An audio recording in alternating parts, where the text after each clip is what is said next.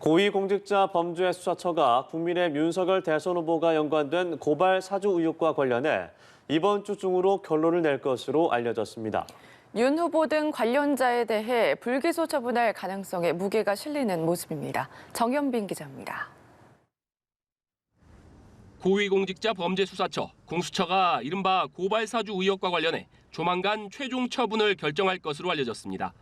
법조계에 따르면 공수처는 지난 15일 대검 수사정보담당관실 압수수색을 끝으로 강제 수사를 마무리한 것으로 전해졌습니다.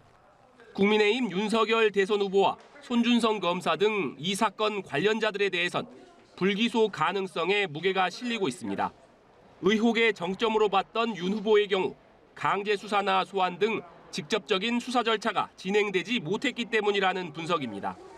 손준성 검사는 손준성 보냄이란 텔레그램 메시지에도 불구하고 고발장 최초 작성자를 여전히 특정하지 못한 것으로 알려졌습니다.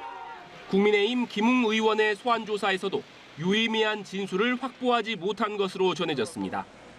공수처가 만들어지게 되면 윤석열 수사처가 될 것이라고 말씀을 드린 적이 있습니다.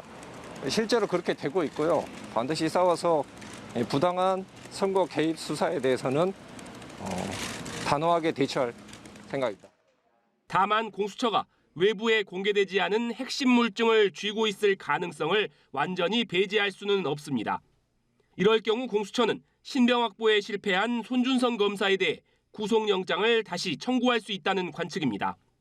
공수처가 고발 사주 의혹과 관련해 윤 후보를 기소하지 않더라도 한명숙 전 총리 모해 위증교사 사건 등의 수사는 계속될 것으로 보입니다.